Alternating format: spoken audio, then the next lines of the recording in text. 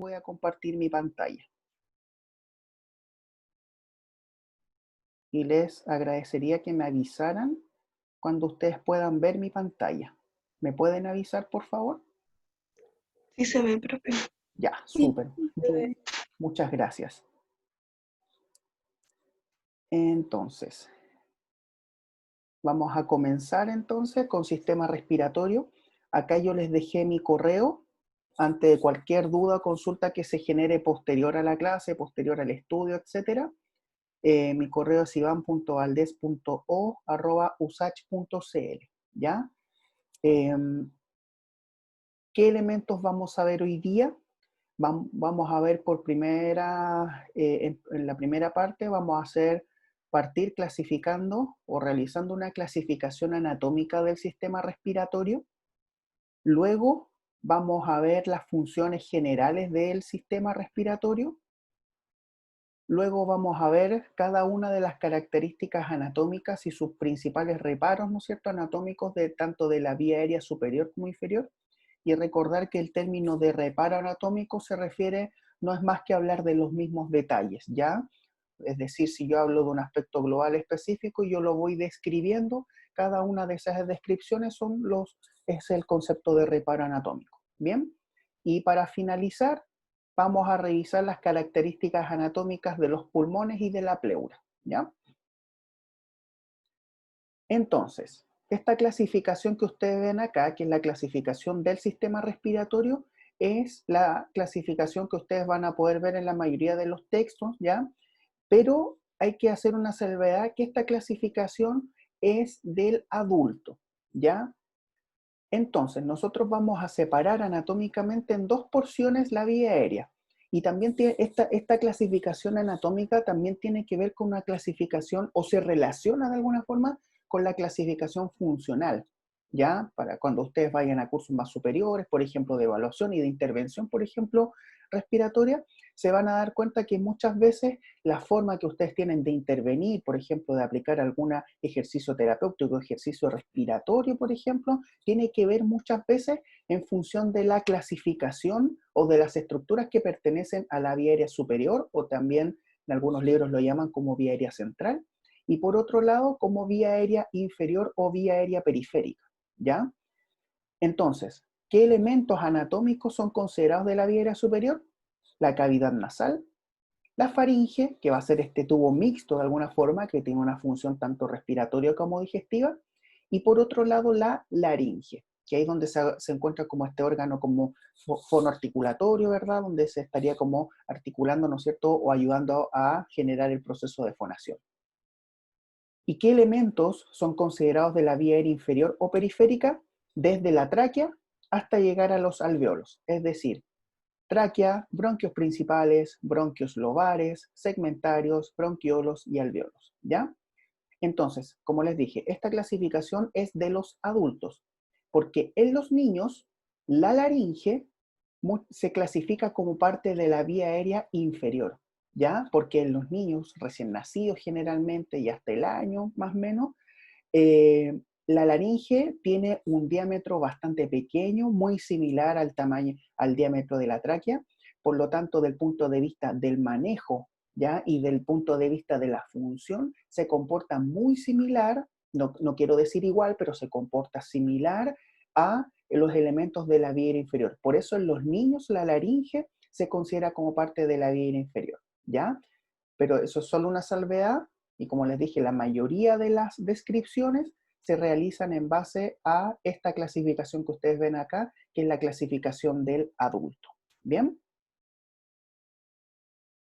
Entonces, funciones generales del sistema respiratorio, o en sí, el objetivo final del sistema respiratorio es que el aire recorra desde la cavidad nasal hasta llegar a los alveolos, que los alveolos, ¿no es cierto?, o el acino es esta unidad funcional, ¿ya? Y en este alveolo se va a encontrar lo que se denomina la membrana alveolo-capilar, ¿ya? Y ahí yo les dejé como una foto más bien de un libro de fisiología, y lo que se tiene que producir ahí, por un tema químico, por un tema fisiológico, ocurre el intercambio gaseoso, es decir, el proceso de hematosis, ¿ya?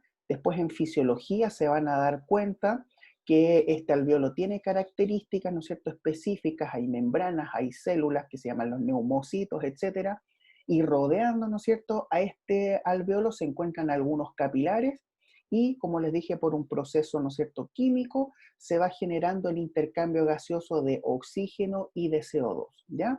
Y técnicamente, ¿cómo se denomina ese intercambio gaseoso? El proceso de hematosis. Entonces, ya primero habiendo clasificado este sistema respiratorio y por otro lado haber visto las funciones generales de este sistema respiratorio, vamos a pasar a hablar de cada una de las dos vías. Por un lado de la vía aérea superior y por otro lado de la vía aérea inferior, ¿ya? Entonces, primer elemento de la vía aérea superior es la cavidad nasal. Recuerden que los otros elementos de la vía aérea superior estaba la faringe y la laringe. ¿Qué funciones tiene esta cavidad nasal?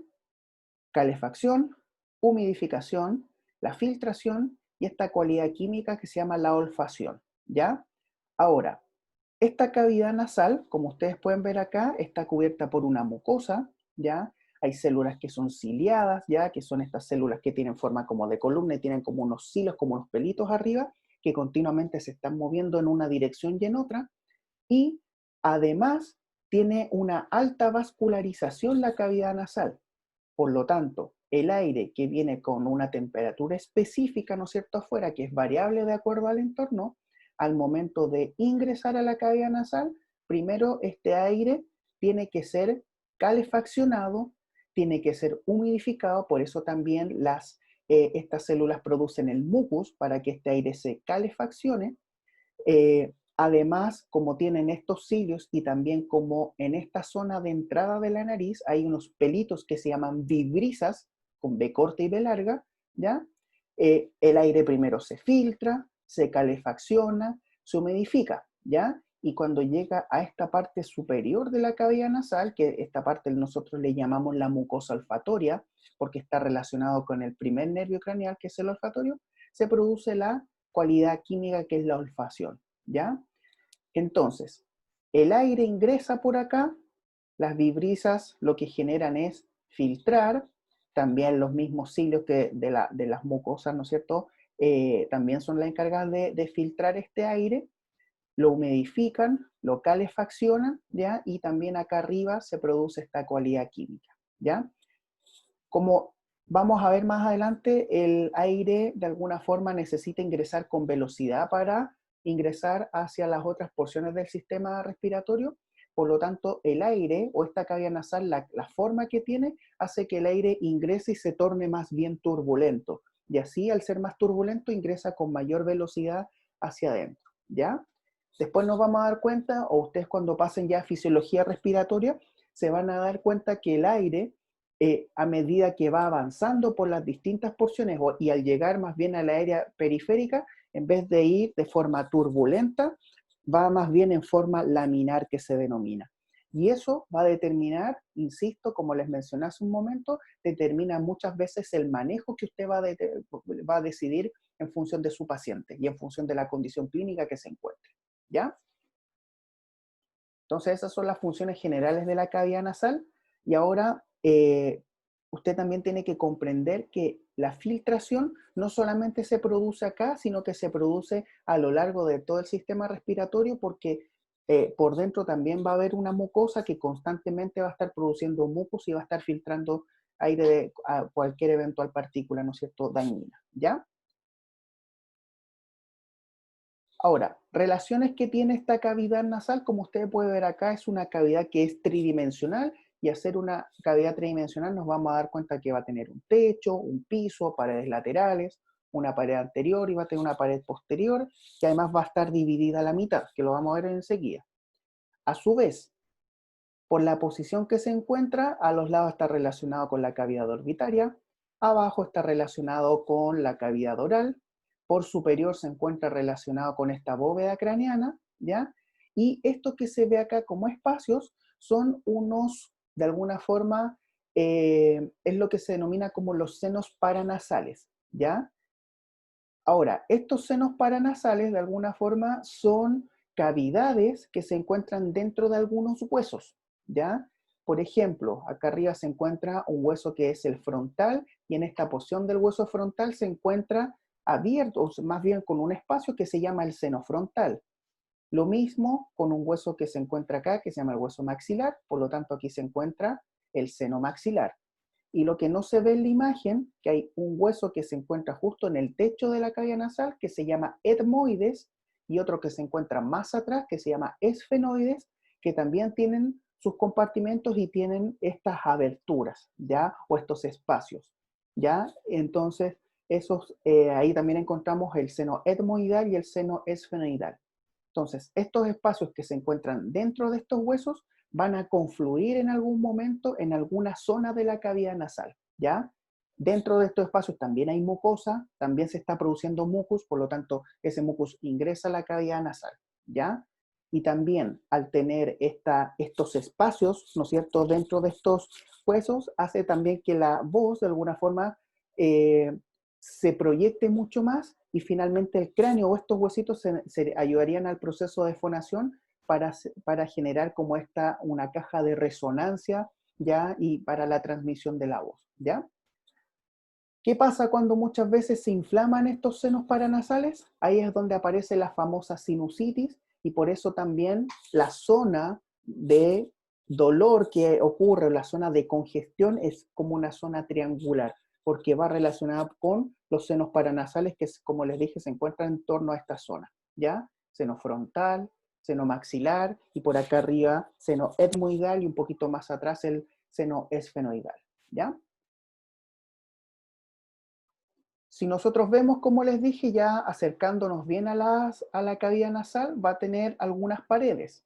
Por delante va a existir una pared anterior, por arriba va a existir un techo, por debajo va a existir un suelo, por los lados se van a formar las paredes laterales, por atrás se van a encontrar unas aberturas que van a conformar las coanas y estas coanas van a formar la pared posterior de la cavidad nasal que de alguna forma me va a delimitar ya con la faringe o con la nasofaringe de manera específica. Y esta cavidad que tiene estas paredes en el medio va a estar tabicada, es decir, va a tener una división que me va a dividir esta cavidad nasal en una fosa nasal derecha y en una fosa nasal izquierda, ¿ya? Y esa división es la que nosotros le vamos a denominar el tabique nasal o el septum nasal, ¿ya? Vamos a ver a continuación qué elementos van a conformar cada una de estas paredes. Entonces, la pared anterior la conforma lo que nosotros conocemos como la nariz. Y la nariz tiene un elemento óseo, que es un tercio superior conformado por los huesos nasales, y los dos tercios inferiores están conformados por cartílago, ¿ya? O tienen un componente cartilaginoso. ¿Cómo se llaman los cartílagos? Cartílago alar, ¿no es cierto?, que forman las alas de la nariz, y por acá arriba tenemos el cartílago septal o también denominado el cartílago del tabique nasal, ¿ya? Que forman, ¿cierto? Tiene estos procesos laterales y en el centro forman propiamente tal el tabique que va a ayudar a formar también parte del tabique nasal, de esta pared medial, ¿ya? Entonces estos dos elementos, como les dije, conforman la nariz, el tercio superior es óseo, conformado por los huesos nasales, y los dos tercios inferiores son cartilaginosos. Este es un corte sagital, ¿ya? Donde nosotros, acá adelante, se sacó el elemento cartilaginoso, y nosotros podemos ver acá arriba el techo, conformado por varios huesos, el piso, que aquí solamente vemos la parte ósea, y también se puede ver también parte de lo que es el tabique, ¿no es cierto? Esta pared medial, ¿ya? Vamos a pasar al techo primero. Aquí nuevamente en el techo aparece el hueso nasal, ¿ya? Entonces, de alguna forma, el hueso nasal forma parte de la pared anterior, pero forma también el techo de esta cavidad nasal. Inmediatamente por detrás o por posterior al hueso nasal se encuentra el hueso frontal y ahí podemos ver también el seno frontal. Por detrás del hueso frontal se encuentra este hueso que es el etmoides, ¿ya? y específicamente la porción del hueso etmoides que forma parte del techo se denomina la lámina cribiforme, ¿ya? ¿Por qué se llama lámina cribiforme? Porque tiene muchos hoyitos o perforaciones y en cada uno de esos hoyitos van ingresando cada uno de los filetes del nervio olfatorio, ¿ya? Para ingresar a la cavidad nasal. Y por posterior a esta lámina cribosa del hueso etmoides, también formando el techo, se encuentra el hueso esfenoides, específicamente el cuerpo del hueso esfenoides, y se puede ver acá este espacio que corresponde al seno esfenoidal, ¿ya? Ahí se puede ver bien el seno esfenoidal. Entonces, techo, hueso nasal, frontal, lámina cribiforme del hueso etmoides y el cuerpo del hueso esfenoides. Por debajo, en el piso, dos huesos, o como concepto general, primero el piso uno le dice que está formado por el paladar, y el paladar va a tener dos porciones, una porción ósea y también tiene una porción cartilaginosa. Lo que nosotros vemos acá en la imagen es la porción ósea, que está conformado por un hueso que es el maxilar, específicamente esta porción del hueso maxilar se les denomina los procesos palatinos del hueso maxilar, y también el hueso palatino, ¿ya? A veces cuando uno comienza a estudiar estos huesos, uno de repente cuesta entender la forma. Particularmente, yo cuando estudié, ¿no es cierto?, cráneo por primera vez, me di cuenta y nunca entendí el hueso palatino. Con los años, me di cuenta también que el hueso palatino es muy simple, entre comillas, ¿por qué? Porque tiene forma de una letra L, ¿ya? Hacia un lado y una L invertida. ¿En dónde? Si yo quisiera mostrarles que las láminas, ¿no es cierto?, horizontales, ¿ya?, de este hueso palatino se encuentran abajo formando el paladar propiamente tal, y los palitos de arriba de la L estarían formando las paredes laterales de esta cavidad nasal, que lo vamos a ver en otra imagen, ¿ya? Entonces, como les dije, acá abajo, a eso le llamamos las láminas horizontales, y tiene una forma de letra L este hueso palatino, ¿ya? Y lo que no se ve acá, que es parte también del piso de la cavidad nasal, corresponde al paladar blando, que principalmente es una estructura muscular y también glandular, ¿ya? ¿Qué más se ve acá? Se ve el tabique, pero específicamente la parte ósea, porque de acá adelante, lo vamos a ver en otra imagen, se observa la porción cartilaginosa de este tabique nasal, ¿ya? Ahora, ¿qué elementos conforman la porción ósea? También está participando el hueso etmoides, pero ahora en este caso es la lámina perpendicular, que es eso que se ve ahí, y un hueso que se denomina el vómer, que es esto que se ve aquí, ¿ya? Ahora tenemos nuevamente este tabique, ¿ya? Pero incluido el cartílago septal. Entonces podemos ver arriba la lámina perpendicular del hueso etmoides, por debajo el vómer y por delante, completando el tabique nasal, específicamente la porción cartilaginosa, encontramos al vómer, ¿ya? Y las flechas lo que están ilustrando es la pared posterior de la cavidad nasal, que la pared posterior de esta cavidad nasal, como se vio en una de las imágenes, tiene forma cuadrangular, se denominan las coanas, ¿ya? Entonces el aire, luego que transita desde la cavidad nasal, transita hacia la nasofaringe, que es la primera porción de esta cavidad, de este tubo denominado faringe. Si yo retiro el tabique nasal, yo me voy a encontrar o me voy a ir hacia la pared lateral. ¿Qué elementos encontramos inmediatamente? Nuevamente el hueso etmoides, y vamos a encontrar del hueso etmoides dos conchas nasales, una superior y una media, y por debajo de la concha nasal media vamos a encontrar un hueso independiente que se llama la concha nasal inferior, ¿ya? Entonces, si yo hablo de conchas nasales superior y media, son parte del etmoides, y la concha nasal inferior también son parte, o es un hueso independiente, ¿ya? Si yo retiro estas conchas nasales, ahí en el fondo, ese hoyito que se ve, ¿ya? O ese ostium, si lo quiero decir de una forma más técnica, es la abertura del seno maxilar. Y por eso también acá se ve en verde el hueso maxilar, ¿ya? También está participando el hueso lagrimal, también nuevamente forma este palatino, la lámina perpendicular, y también el etmoides está participando también para formar esta pared lateral, ¿ya? Entonces, si, insisto, si yo estoy viendo de lado, ¿no es cierto?, esta cavidad nasal, veo el tabique y retirando inmediatamente el tabique, lo primero que me voy a encontrar formando la pared lateral, como les dije, son las tres conchas nasales, superior, media e inferior, y si yo retiro las conchas nasales más hacia el lateral, me encuentro en orden desde adelante hacia atrás, el hueso maxilar, el lagrimal, voy a tener la abertura del seno maxilar, el hueso palatino, y por último, el hueso etmoides, que aquí ustedes pueden ver que es esta lámina medial del proceso pterigoides de este hueso que se llama esfenoides, ¿ya? Miren acá esta salvedad, este detalle. Ahí recuerden que aquí estamos en el cuerpo del hueso esfenoide y ahí está el seno esfenoidal, por lo tanto ahí está la abertura del seno esfenoidal, que esto que yo les mencionaba que es la forma donde confluye, ¿no es cierto?, hacia la cavidad nasal, ¿ya? Cada uno de estos senos paranasales.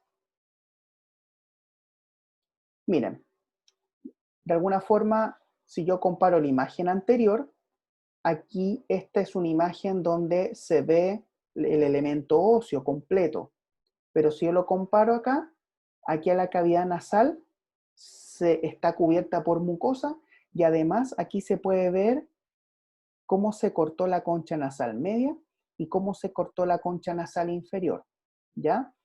¿Para qué? Para poder observar, ¿no es cierto?, los espacios que se encuentran por debajo de las conchas nasales. Y esos espacios debajo de las conchas nasales se llaman meatos. Hay un meato superior, un meato medio, que aquí es el que está abierto, y un meato inferior. Y esta imagen de alguna forma nos sirve para poder observar qué elementos van desembocando en cada uno de los meatos, ¿ya? Y antes de ver qué elementos desembocan en cada uno de los meatos, tenemos que hacer una diferencia entre, porque también se lo podría escuchar algún profesor o de repente leer en algún libro, de alguna forma en algunos libros se habla de cornete nasal y de concha nasal, ¿ya? La única diferencia es que si el hueso está cubierto por mucosa o no, ¿ya? Y si usted ve una imagen, por ejemplo, como la anterior, como esa, donde usted ve solamente el hueso, usted habla de concha nasal. Pero si ese hueso está cubierto por mucosa, como se ve acá, usted le va a denominar cornete nasal, ¿ya? La mucosa es la que hace la diferencia. ¿Bien? Ahora, ¿qué elementos desembocan en los meatos? Por ejemplo, en el meato superior desembocan estos elementos que se llaman las celdillas etmoidales posteriores. Cuando usted escucha hablar de celdillas etmoidales, es lo mismo que decir seno esfenoidal. ¿Por qué? Porque el etmoides, ¿ya? Son las celdillas etmoidales posteriores. El hueso etmoides tiene muchos espacios, muchas celdillas, por delante, por el medio y por anterior. Y eso en conjunto forman el seno etmoidal, ¿ya? Y específicamente las celdillas que son etmoidales posteriores, es decir, las que están más atrás del hueso etmoides, desembocan, ¿no es cierto?, hacia el meato nasal superior. En el caso de las celdillas etmoidales que son medias y también las anteriores que se ven ahí, desembocan en el meato medio, ya en distintas partes. Esta porción le llamamos la bula etmoidal, que es como un abultamiento, que ahí se encuentran las aberturas de las celdillas etmoidales medias, y más hacia adelante, a esto que le llamamos como el hiato semilunar, es donde desembocan las celdillas etmoidales anteriores, ¿ya? Pero en términos genéricos, tanto, como les dije, celdillas etmoidales medias y anteriores desembocan hacia el meato medio, ¿ya? ¿Qué otros elementos nosotros vemos en el meato medio? Que es donde desembocan el mayor número de elementos. Si ustedes ven acá, aquí se marcó una sonda, ¿ya? Que ustedes pueden ver bien que aquí se encuentra el seno frontal y donde esta sonda está pasando por un conducto que se llama nasofrontal y finalmente ese conducto nasofrontal desemboca en el meato medio. Y por acá, por el trasfondo hacia más lateral, encontramos la abertura del seno maxilar, que es lo que nosotros veíamos en la imagen anterior, y es ahí donde nosotros vemos que también desemboca el seno maxilar, ¿ya? Por lo tanto, como les dije, son muchos elementos los que desembocan en este meato medio.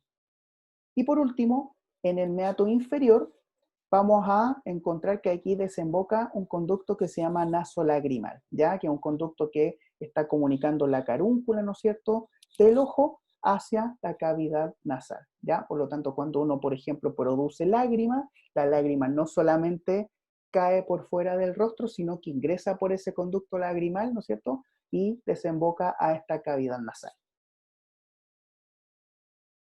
Ya, antes de pasar a la faringe, ¿alguna duda con la cavidad nasal? Si me la pueden hacer por audio o por el chat.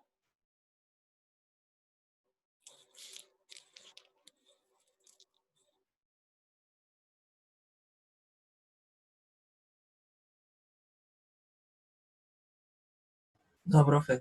Ya, muchas gracias. Entonces, ahora, nosotros vamos a ver ya este conducto que desemboca, ¿no es cierto?, o donde pasa el aire luego de la cavidad nasal, que le vamos a llamar faringe, y la faringe vamos a encontrar una nasofaringe, vamos a encontrar una orofaringe y una laringofaringe. Naso, obviamente porque se relaciona con la cavidad nasal, orofaringe porque se relaciona con la cavidad oral y laringofaringe porque está relacionada con la laringe. Ahora, si yo tuviera la oportunidad de hacer un corte transversal, más o menos en cualquiera de los puntos de la faringe, y yo lo pudiera ver por arriba, me doy cuenta que la faringe tiene como una forma de herradura. ¿Por qué? Porque la faringe por detrás es muscular y por los lados también es músculo. Entonces son con músculos que están como encerrando por detrás y por los lados, ¿no es cierto?, esta faringe, ¿ya? Por eso en este plano de corte, que es un plano sagital, nosotros vemos la columna vertebral en el centro, los cuerpos vertebrales, inmediatamente por delante vemos este plano muscular. Y este plano muscular corresponde a los músculos constrictores faringeos que están ayudando a cerrar la faringe. Y por los lados nos vamos a dar cuenta que también encontramos estos músculos constrictores que se van a insertar por lateral, ¿ya? Y cubriendo estos músculos constrictores, vamos a encontrar la mucosa propiamente tal, ¿ya? Que va a estar, obviamente, produciendo mucus, ¿no es cierto?, etcétera, ¿ya? ¿Qué más podemos ver? Aquí se puede ver la otra porción de este piso de la cavidad nasal, que es el paladar, específicamente el paladar blando, por lo menos, y por lo tanto nosotros hacemos una aproximación que donde termina el paladar blando, ¿ya? Que es esta campanilla, si usted lo quiere, si usted lo conoce de esa forma, esta campanilla se llama la úvula, ¿ya? Más o menos a nivel de la úvula podríamos encontrar aproximadamente el límite inferior de la nasofaringe. Luego, entre la úvula y este cartílago que vamos a ver más adelante, que es la epiglotis, vamos a encontrar más o menos el límite superior e inferior de la orofaringe, y luego desde de este vértice de la epiglotis, más o menos hasta C6, nivel vertebral, o si lo quiero decir, borde inferior del cartílago cricoides, voy a encontrar la laringofaringe, ¿ya? Esos son límites aproximados. Esa imagen es muy similar al anterior, pero se retiró toda la mucosa para de alguna forma ver por dentro cómo es esto que yo les mencionaba. Aquí tenemos los músculos constrictores de la faringe, cómo se encuentran por detrás y luego como doblando de alguna forma, curvándose hacia adelante, ¿ya? Nos vamos a dar cuenta que los distintos constrictores de la faringe van a estar relacionados con distintas porciones de estos niveles faringeos. Y encontramos algunos otros músculos que también están ayudando a la función de la faringe, ¿ya? Porque la faringe no solamente se constriñe, ¿ya? Sino que también sube y baja, ¿ya? Un detalle acá arriba, en la nasofaringe se encuentra desembocando esta tuba, que es la tuba faringotimpánica, y aquí se puede ver la parte cartilaginosa, y ahí se ve la abertura, o lo que se llama el orificio faríngeo de la tuba auditiva o tuba faringotimpánica. Y si yo lo veo en la imagen anterior, con mucosa, Ahí es donde se ve ese orificio faríngeo y la mucosa rodea por arriba esta porción cartilaginosa, formando esa elevación que parece como una coma, que se denomina el rodete faríngeo, ¿ya? O rodete tubárico también se denomina, ¿ya? Y en el fondo, acá arribita, en la nasofaringe se encuentra la adenoides, ya que es como un órgano agregado del tejido linfático que produce linfocitos, ¿ya? Dato general, ya que está muy de moda, ¿no es cierto?, producto de la pandemia, de estos exámenes PCR, muchas veces se ve que los exámenes PCR, cuando introducen, ¿no es cierto?, esa túrula, ¿no es cierto?, hacia adentro, muchas veces se ve a la gente que hace una extensión del cuello y la túrula, ¿no es cierto?, la aplican hacia arriba. Cuando usted lleva eso hacia arriba, tiene una alta probabilidad de que la muestra que usted saque sea de adenoides y no de mucosa. Por lo tanto, ahí no, podríamos encontrar un error en cómo se está tomando el examen, ¿ya? Y si es que eventualmente la persona pudiera estar contagiada, ¿no es cierto?, el examen podría dar negativo. ¿Por qué? Porque la adenoides, ¿no es cierto?, es la que no está como infectada, sino que lo que está infectado es la mucosa. Entonces, ¿cuál sería como la forma, entre comillas, correcta de tomar el examen? Que la persona no extienda el cuello, sino que se encuentre normal, y así la túrula pase directamente, ¿no es cierto?, por sobre el piso de esta cavidad nasal y llegue directamente a la mucosa, y así se toma el examen, ¿ya? Por eso es importante saber anatomía, por eso es importante que los profesionales, y sobre todo el kinesiólogo, y en términos generales todos los profesionales ligados a la salud, tengan este razonamiento, ¿ya? Que parte desde la anatomía, que es parte del razonamiento clínico, ¿ya? Ahí yo les dejo como un detalle y un momento como de reflexión anatómica, ¿ya? Bien. Ahí, eso ya lo habías visto, y ahora tenemos lo mismo pero visto por posterior. Y aquí se pueden ver los tres músculos constrictores de la faringe. Ahí está el superior, ahí está el medio y ahí está el inferior. Si se dan cuenta, cada uno de los constrictores están aproximadamente relacionados con distintas porciones. Por ejemplo, el superior se relaciona bastante con la cavidad nasal y también con parte de la cavidad oral. El constrictor medio, que se encuentra como sobre el superior, se encuentra relacionado con la cavidad oral. Y por último, el constrictor inferior de la faringe, que está sobre el medio, ¿no es cierto?, está relacionado ya con la laringe propiamente tal. Y lo que usted ve más acá abajo es que el constrictor inferior luego, por mezcla de fibras musculares y por cambio de disposición de las fibras, se transforma en el esófago, ¿ya? Entonces, por eso más o menos nosotros hacíamos un límite de esta laringofaringe, un límite inferior, aproximadamente a nivel de C6, o en el borde inferior de este cartílago, que se ve aquí en color celeste, que es el cartílago cricoides, ¿ya? Y como salvedad, como les dije, estos constrictores se encuentran como a modo de tejado, en el medio se unen a través de un rafe, es decir, como de un pequeño tendón, y luego se dirigen hacia adelante para insertarse en distintas porciones. Por ejemplo, ahí se ve bien el constrictor superior, que se inserta en ese rafe, ¿ya?, que se llama el rafe pterigomandibular. Luego acá está el constrictor medio, que se inserta en el hueso hioides, específicamente en el asta mayor.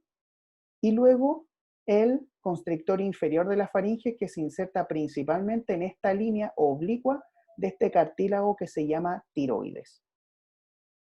Entonces tenemos la inserción posterior de los constrictores, que es en el rafe, y tenemos la inserción hacia adelante de estos constrictores, que dependiendo del constrictor es la zona específica de inserción.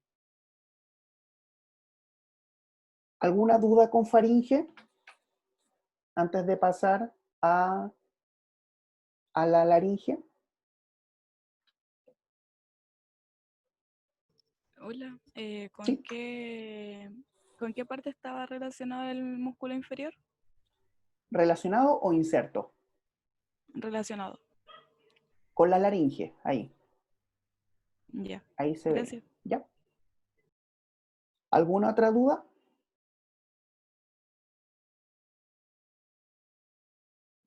Continuamos entonces. Ya habiendo contextualizado la faringe, pasamos más hacia abajo y observamos la laringe.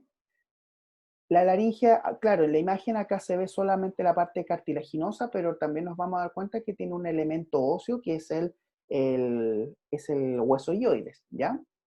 Ahora, ¿qué funciones en términos generales tiene la laringe?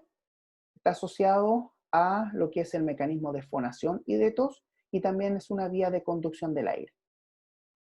Se relaciona también con esta glándula que tiene que ver con una glándula que participa en el metabolismo, que es la glándula tiroides, que tiene forma de esta letra H, y por los lados se relaciona con un paquete vasculonervioso. ¿Ya? Aquí solamente se ve una arteria, que son las arterias carótidas comunes, ¿ya? Pero también está relacionado con otra vena, que es la yugular interna, y está relacionado con un nervio que es el vago, ¿ya? Entonces esas son las relaciones que tiene hacia el lateral esta laringe.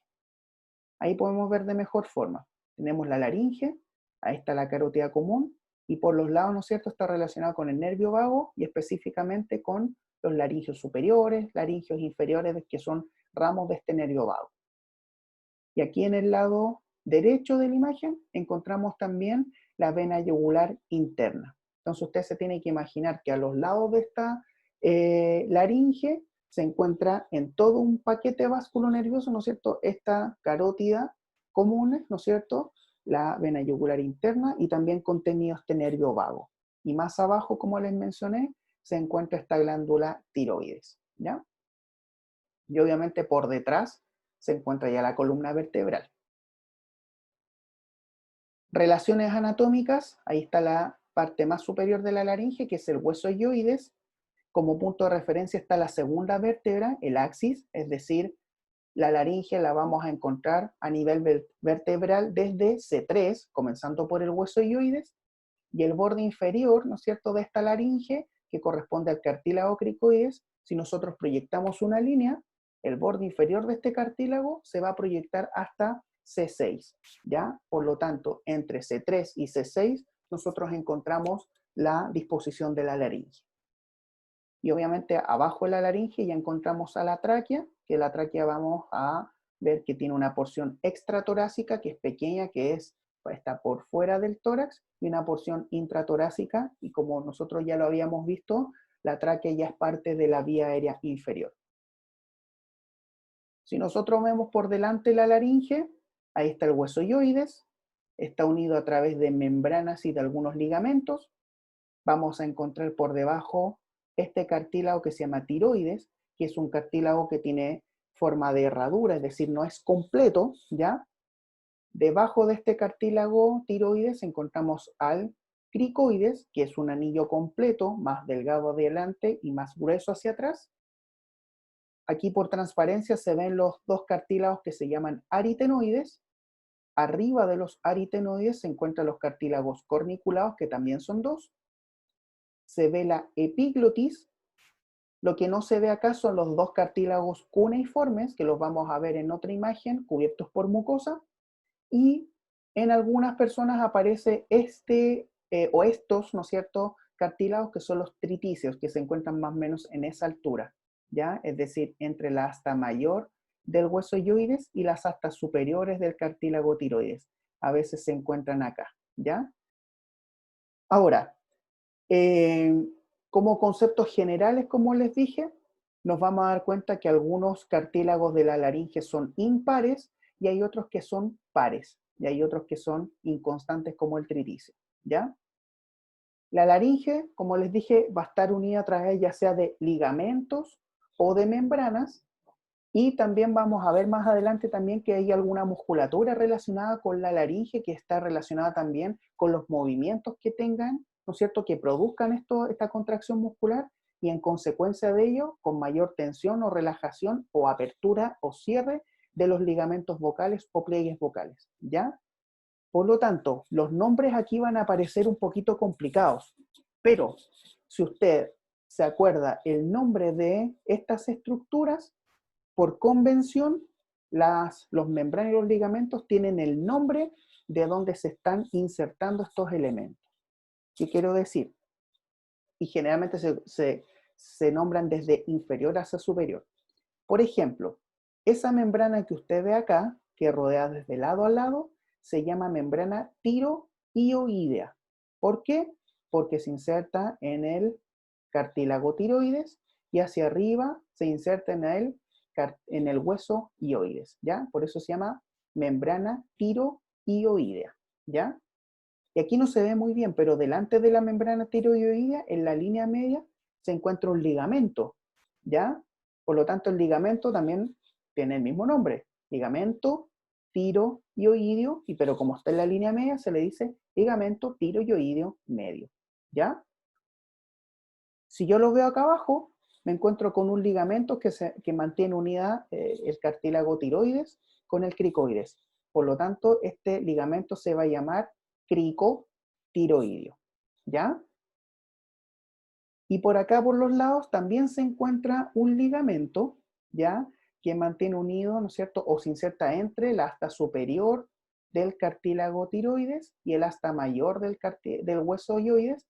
Y ese ligamento que se va a encontrar ahí se va a llamar ligamento tiroioideo. Muchas veces recibe un apellido que es lateral, ¿ya? Entonces, si por ese motivo usted no se acuerda por memoria ya el nombre de estos elementos, uno razona y de alguna forma dice, ah, ya el profesor me enseñó que estos elementos se mencionaban desde inferior hacia superior. Entonces, es cosa de mirar a ver si es que es una membrana o un ligamento y usted puede determinar el nombre de las estructuras. Ahí tenemos nuevamente la laringe vista por lateral. Ahí está el hueso ioides, el cuerpo, las astas menores, esos cachitos de arriba, las astas mayores. Ahí se ve bien el ligamento tiroioideo y esa pelotita que se ve ahí es como que si estuviera la presencia del triticio, ¿ya? Ahí está la membrana, como les decía, la membrana tiroioidea, y aquí se ve de mejor forma el engrosamiento de esta membrana que forma el ligamento tiroioideo medio, ¿ya? Aquí adelante se encuentra la prominencia laringea, que es lo que usted conoce como la manzana de Adán, que en algunas personas se marca un poco más, un poco menos, ¿ya? Ahí está la línea oblicua, que es donde se insertaba este constrictor inferior de la laringe, y acá arriba y acá abajo se encuentran las dos proyecciones o astas del cartílago tiroides, ¿ya? Y por debajo, usted puede observar acá el cartílago cricoides, que como les dije, es delgado delante, presenta un pequeño arco hacia adelante, y a medida que se va cerrando hacia atrás, se empieza a ensanchar. Por lo tanto, cuando nosotros hagamos cortes sagitales, resulta que como el cartílago cricoide llega a esta altura, a veces uno ve adelante en un corte sagital el cartílago tiroides, y atrás uno ve una lámina, y uno tiene que decir, ah, ya, entonces esa lámina es del cartílago cricoides, porque es ancho. Entonces muchas veces la gente se confunde y piensa que el mismo cartílago tiroides es adelante y atrás.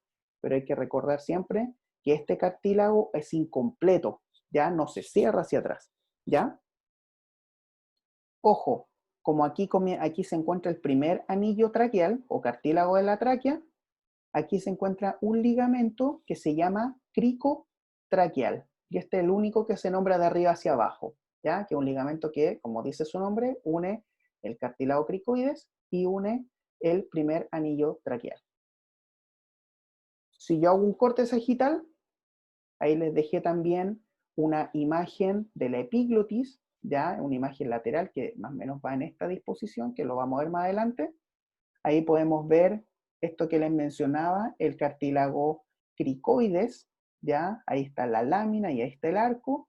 Ahí se cortó el cartílago tiroides, y aquí se encuentra el cartílago aritenoides, que tiene como forma piramidal, y arriba estas pelotitas que son los cartílagos corniculados. Ahora, podemos ver que desde el cartílago aritenoides se proyectan hacia adelante dos ligamentos. Un ligamento vocal, ¿no es cierto?, acá abajo, desde este proceso, que es el proceso vocal del aritenoides, hacia el cartílago tiroides, ahí está el proceso vocal, y arriba se encuentra el ligamento vestibular, que finalmente ese ligamento vestibular es un soporte, ¿ya? Porque el que vibra de alguna manera, de manera real, es el ligamento vocal, ¿ya? y quizás por ahí podría haber escuchado en algún momento que existen las cuerdas vocales como verdaderas y falsas.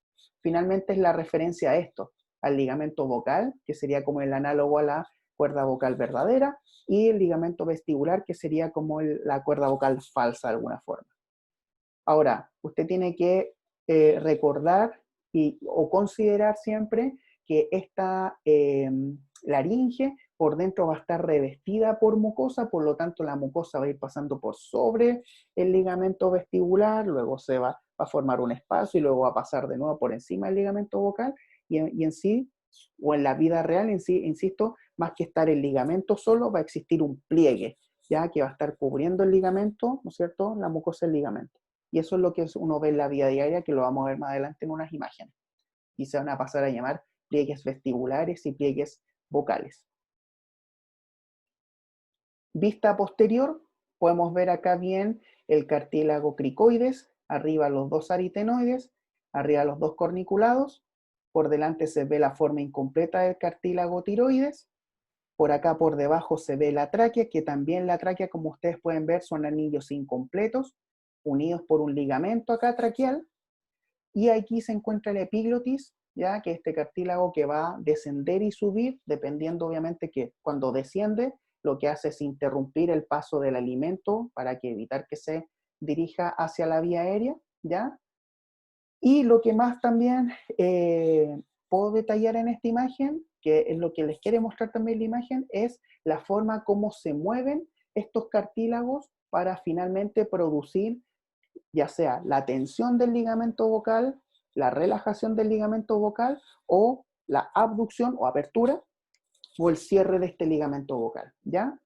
Por lo tanto, ustedes pueden ver acá que los cartílagos aritenoides van a estar rotando hacia afuera o hacia adentro, ¿ya? También se van a estar juntando o aproximando o aduciendo, si lo quiere decir, se van a estar abduciendo, ¿ya? Y también el cartílago tiroides en relación al cricoides va a estar rotando hacia adelante y rotando hacia atrás. Entonces, cuando rota hacia adelante, los ligamentos se van a tensar, cuando rota hacia atrás, se van a relajar. Si yo tengo acá los cartílagos, los aritenoides, ahí está el proceso vocal donde se insertan los ligamentos vocales. Si estos cartílagos aritenoides rotan hacia afuera, los ligamentos se van a juntar. Si los aritenoides rotan, ¿no es cierto?, hacia adentro, ¿no es cierto?, los ligamentos se van a abducir, ¿ya? Y si se juntan los ligamentos vocales, también se van a juntar los ligamentos vocales y el aritenoide, y si se separan los aritenoides, también los ligamentos se van a separar. Ahora, todos estos movimientos se tienen que producir finalmente por contracciones musculares, ya que vamos a ver bien los músculos que van a estar formando o van a estar insertándose para producir estos movimientos. Vista superior, ligamentos vocales. Desde los ligamentos vocales vamos a poder ver que se despliega hacia abajo un cono elástico para insertarse en el cartílago cricoides, y gracias a la presencia de este cono elástico, aquí el aire se puede direccionar y el espacio que se encuentra entre los ligamentos vocales es lo que se conoce como la glotis, o también denominada la hendidura glótica, ¿ya? Entonces, debido al movimiento, ¿no es cierto?, de estos ligamentos vocales, podemos ver que la glotis, ¿no es cierto?, puede estar más pequeña o puede estar más grande. Corte sagital, para nuevamente observar los ligamentos vocales, y también aquí hacer una salvedad en función de la epiglotis, que como yo les dije, desciende, ¿no es cierto?, y asciende, y esta epiglotis se encuentra suspendida por dos ligamentos. Uno es el hilo epiglótico, es decir, del hioides al epiglotis, y otro es el tiro epiglótico, es decir, desde tiroides hacia epiglotis. Y ahí podemos ver cómo entra, ¿no es cierto?, debería entrar el aire a través de los distintos espacios, ¿no es cierto?, a través de esta cavidad, o sea, de esta laringe, ¿ya? Mismo corte sagital, pero ahora por mucosa. Podemos ver acá atrás la laringofaringe, aquí se ve la raíz de la lengua, se ve la epiglotis, el cuerpo del hueso hioides, ligamento hioepiglótico, Ahí encontramos el ligamento tiroioideo, por lo tanto, ese es cartílago tiroides. Aquí encontramos el ligamento cricotiroideo, por lo tanto, aquí encontramos el cartílago cricoide, es decir, el arco, y ahí se ve como la forma del, cómo se ensancha, ¿ya? Y aquí podemos ver la lámina, ya este cartílago cricoides. Como les dije, aquí está la mucosa, y como también les mencioné hace algún momento, la mucosa va pasando, cubriendo estos ligamentos vocales y el vestibular, y lo que uno ve en realidad es esto, se forman dos pliegues, el vestibular arriba, el vocal hacia abajo, y en el centro se encuentra un espacio que se llama el ventrículo laríngeo, ¿ya? Por lo tanto, uno tiene un límite que es como el borde, como la entrada, ya que se le denomina el aditus laringio, que es como le dije, el borde, la entrada. Luego uno llega hacia el vestíbulo laringio, que es esta zona que nosotros podemos ver acá. Inmediatamente encontramos el pliegue vestibular, el ventrículo laringio, y nuevamente encontramos el pliegue vocal para finalmente ya ingresar a la porción más inferior. Y en función de estos niveles, recuerden acá que se encuentra entre pliegue vocal, la glotis, nosotros encontramos un espacio supraglótico, es decir, sobre la glotis, un espacio transglótico, que es el nivel de la glotis, y un espacio infraglótico, que es el nivel por inferior de la glotis, ¿ya? Y obviamente, pasando el borde inferior del cartílago cricoides, ya estamos a nivel de la tráquea propiamente tal, es decir, vía aérea inferior. Antes de pasar a nombrar los músculos de la laringe, ¿hay alguna duda hasta acá?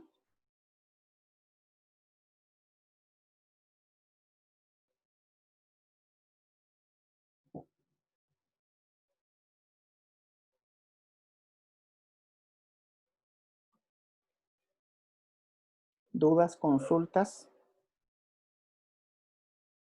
Hemos visto hasta el momento cavidad nasal, faringe y la laringe.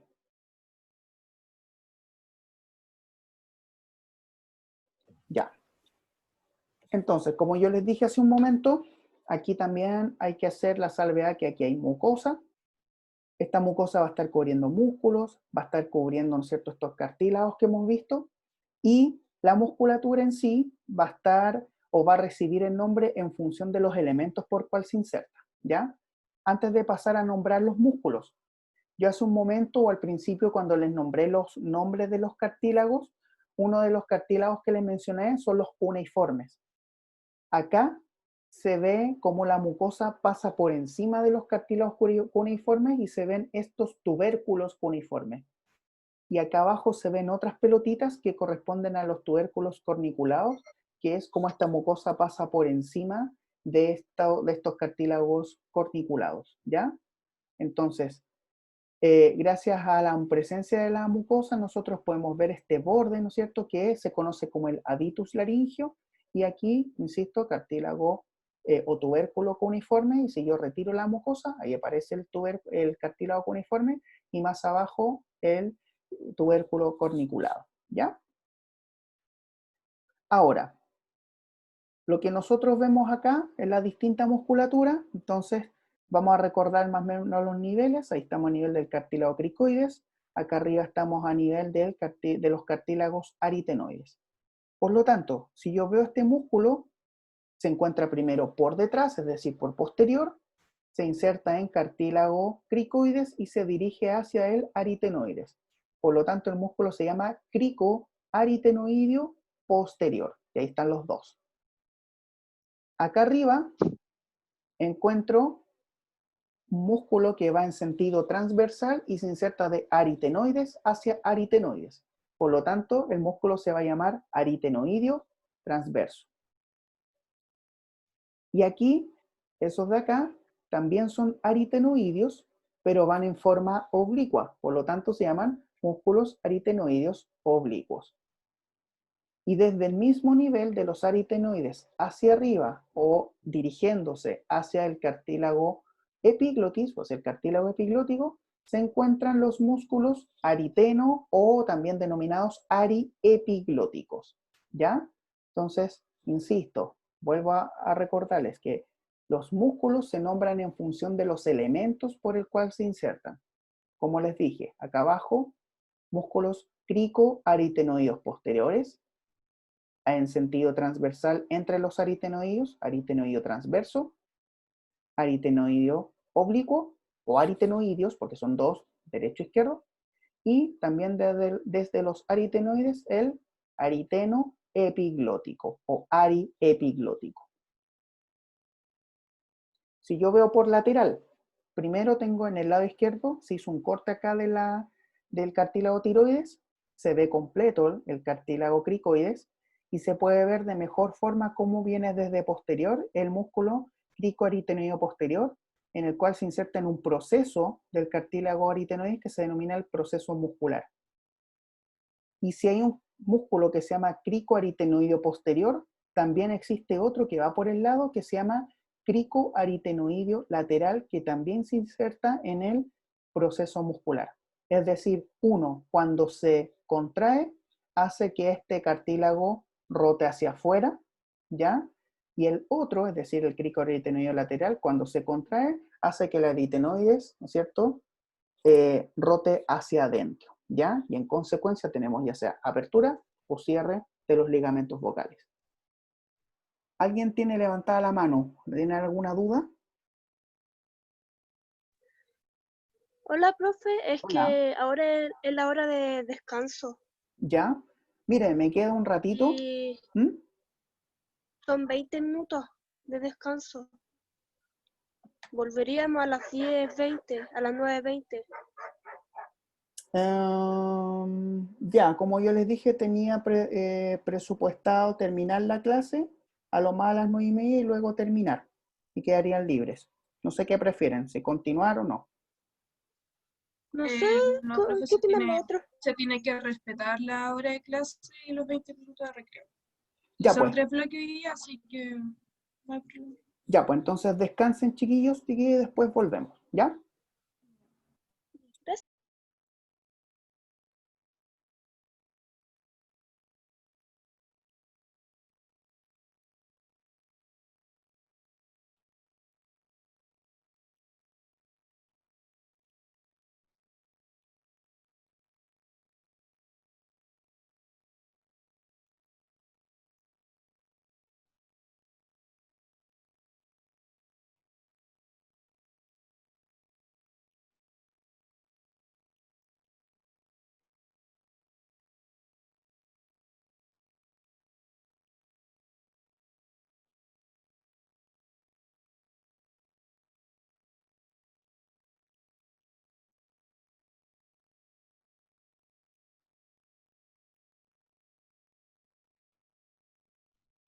Profe,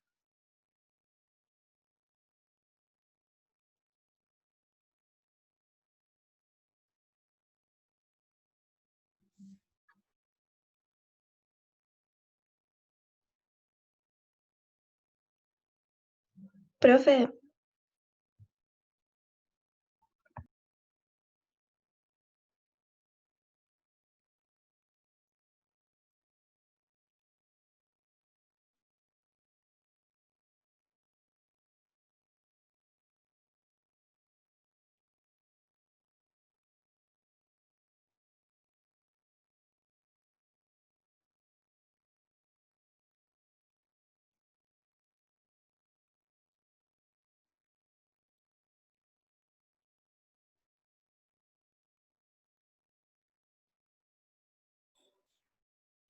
Voy a compartir la pantalla. Ahí. ¿Me avisan si se ve, por favor? Sí, sí se ve, profe. Súper. Entonces, como yo les comentaba hace un momento, habíamos quedado en los músculos cricoaritenoides posterior y lateral, y los otros músculos, aprovechando la imagen de la izquierda, tenemos, recuerden acá en el proceso vocal, teníamos el ligamento vocal, y también sobre el ligamento vocal encontramos otro músculo que se llama el vocal. Entonces, si este músculo se contrae, lo que hace es relajar el ligamento vocal. Ahora, en el lado derecho, para compararlo con el lado izquierdo, el plano de corte del cartílago epiglotis es un poquito más hacia atrás, no está justo en la línea media porque se ve ahí bien la prominencia laringea, se ve esta vez la epiglotis, parte de la mucosa, se ve por acá parte de la fibra del músculo aritenoepiglótico o ariepiglótico, que es el que mencionaba, que cuando este músculo se contrae hace que la epiglotis descienda. Entonces, si la epiglotis desciende, debe haber otro músculo que es el encargado de subirlo. Entonces, y en ese caso es este músculo que se encuentra acá, que es una banda delgadita muscular que se inserta en el cartílago tiroides hacia la epiglotis. Por lo tanto, el músculo se llama el tiro epiglótico, ¿ya? Ahora, ese tiro epiglótico es parte de este gran músculo, o es unas pequeñas diferencias de fibras, ¿no es cierto?, de este gran músculo que se inserta en el cartílago tiroides hacia el aritenoides. Por lo tanto, este músculo se llama tiro aritenoideo, ¿ya? Entonces, tenemos acá arriba el aritenoepiglótico, tenemos el tiro epiglótico, esa banda delgada, y por debajo tenemos el tiro aritenoideo. Y más abajo teníamos lo que yo ya les mencioné, el crico aritenoideo posterior, el crico aritenoideo lateral. Y en el lado izquierdo, además de esos dos, tenemos el músculo vocal. Por fuera, ahí la epiglotis, perdón, el tiroides se ve completo, prominencia laringea nuevamente, por debajo acá se ve el cartílago cricoides, y se alcanza a ver estas dos fibras musculares que es parte de este músculo que se llama el crico tiroideo, ¿ya? Se encuentra una parte recta y una parte oblicua. Y aquí hay un resumen, que esta es una imagen del néter, en donde se ve acá la función de cada uno de estos músculos que nosotros hemos analizado. Y como yo les mencioné al principio, recuerden que estos músculos tienen distintas posibilidades en función de los ligamentos vocales. O, por un lado, separan los ligamentos vocales, por otro lado los juntan o los aducen, por otro lado los tensan o por otro lado los relajan. Por lo tanto, el análisis que hay que hacer es en función de tomar los puntos de inserción y de acortar estos puntos de inserción y finalmente analizar qué es lo que pasaría, en este caso, con el cartílago aritenoides o con el tiroides y en consecuencia analizar qué es lo que le pasaría a los ligamentos vocales. Así es como se ve en una laringoscopía en distintos procesos, ya sea de inspiración forzada, inspiración normal, la parte del medio, y enfonación en el caso de los pliegues vocales. Así se ven los pliegues vocales. Como yo les decía, no es una lámina delgadita o un pequeño hilo de ligamento vocal, sino que es un verdadero pliegue producto de la mucosa, ¿ya? Y lo que se encontraría, ¿no es cierto?, por los lados, esto de acá arriba, ¿no es cierto?, correspondería al pliegue vestibular. Y ese de abajo, como les dije, es el pliegue vocal propiamente tal, ¿ya? Y aquí en una inspiración forzada se puede ver, ¿no es cierto?, la tráquea, ¿ya?, o la entrada propiamente tal a la tráquea. Antes de continuar con la vía aérea inferior, ¿alguna duda?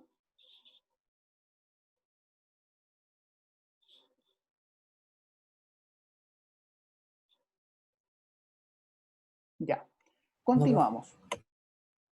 Entonces, recordar, elementos de la vía aérea inferior. Teníamos la tráquea, bronquios, y ahí vamos a ver toda la sucesión de bronquios, principales, lobares, segmentarios, ¿ya? Bronquiolos, hasta llegar a los alveolos, ¿ya? Entonces, primer elemento que nosotros vemos acá es la tráquea, que es un tubo fibrocartilaginoso, son anillos traqueales, como dice acá, son incompletos. Como podemos ver en la imagen de la derecha, se puede ver que los anillos no se cierran hacia posterior, sino que lo ayuda a cerrar una membrana traqueal y posterior a la membrana un músculo traqueal, ¿ya? Y aproximadamente vamos a encontrar que la tráquea, como les dije, comienza inmediatamente inferior al cartílago cricoides, por lo tanto, más o menos a nivel de C6, Y por debajo, en algún momento vamos a encontrar acá una bifurcación de la tráquea, ya que luego van a dar continuidad hacia dos bronquios principales, y esta bifurcación de la tráquea más o menos va a estar al nivel entre T4 y T5, ¿ya? Que yo no sé si han visto corazón o no, o mediastino, pero si no lo han visto, cuando les nombren el mediastino o las divisiones de este, les van a mencionar que hay un plano que transita más o menos y que pasa a nivel vertebral entre T4 y T5 aproximadamente, y que ese plano también coincide justo más o menos con la bifurcación de la tráquea, ¿ya? Ahora, como ya les dije, esta tráquea es una serie de anillos cartilaginosos y entre medio cada anillo cartilaginoso está unido a través de ligamentos anulares traqueales, ¿ya? Como les dije, ahí se encuentra la visión anterior, ahí se encuentra, recuerden, el primer ligamento es el crico traqueal, que une el primer anillo traqueal con el cricoides, y acá abajo se encuentra la bifurcación de la tráquea, y por posterior se encuentra la membrana traqueal. Aquí se encuentra abierta la membrana, perdón, la tráquea, es como una ventana, como para ver qué es lo que hay adentro, y ahí se encuentra la disposición de la mucosa.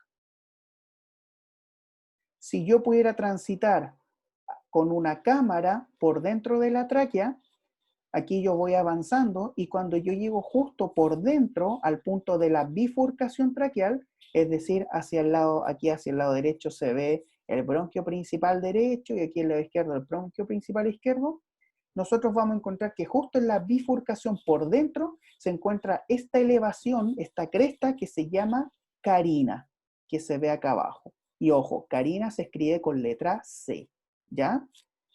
Entonces, siempre hacen la diferencia en la bifurcación de la tráquea, que se ve por fuera, y la bifurcación traqueal por dentro se llama carina, ¿ya? Porque esa siempre es la gran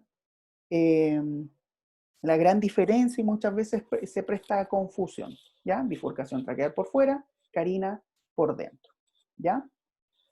Relaciones de la tráquea y bronquios principales. Por posterior, relacionado con el esófago. El bronquio principal izquierdo, que es el que se ve acá, está relacionado con este vaso sanguíneo que es la aorta o el arco aórtico. Por delante de estos bronquios se encuentran unas arterias que se ven acá, ¿no es cierto?, que corresponden a las arterias pulmonares y al tronco pulmonar, que esto proviene desde el corazón, y rodeando todos estos elementos se encuentran plexos que son parte del sistema nervioso autónomo, que son los plexos bronquial, el esofágico, ya el cardíaco, ya que insisto son plexos que se producen producto de la unión de los nervios del sistema nervioso simpático y del sistema nervioso parasimpático. Ahora, como les mencioné, luego de la bifurcación de la tráquea, vamos a tener los primeros bronquios, que se denominan los bronquios principales, ¿ya? Encontramos un bronquio principal derecho y un bronquio principal izquierdo, cada uno con características anatómicas específicas, ¿ya? Se encuentra un ángulo bronquial, más o menos entre 75, 85, en algunos libros incluso hablan de 80, ¿ya? Pero estos son más o menos promedios, ¿ya? Y una salvedad y un criterio clínico. Yo cuando les dije que, o comenzamos a hablar de la tráquea, les dije que hay una porción chiquitita de la tráquea que está por fuera del tórax. Y gracias a esa zona, ¿no es cierto?, es donde se generan las traqueostomías, ¿ya? Muchos pacientes que tienen traqueostomía, ¿ya? Hay que aspirarlos por esa vía, por la vía traqueal, ¿ya? Normalmente las aspiraciones, ¿no es cierto?, de secreciones se hacen a través de por vía nasal, ¿ya? Pero en estos pacientes, como están traqueostomizados, se aprovecha, ¿no es cierto?, esa vía para ingresar directamente. Ahora, muchas veces cuando se ingresa acá, que esto se le hace a los pacientes que están conectados a ventilación mecánica, a los pacientes que tienen algún tema neurológico, etc. Cuando se ingresa con la sonda por la traqueostomía, uno puede descender, pero más o menos uno generalmente siente un tope que es justo en la carina, y como esto está revestido por mucosa, muchas veces el paciente se empieza a tener los deseos de toser. Y ahí también es un criterio clínico de repente para empezar a devolverse con la sonda, con la aspiración, ¿ya? Esas son cositas clínicas que le van a enseñar sus tutores, normalmente no están descritos en los libros, pero ¿por qué se los menciono? Para que ustedes tengan claridad de estos elementos anatómicos, ¿ya? Para esto nos va sirviendo la anatomía de alguna forma, ¿bien?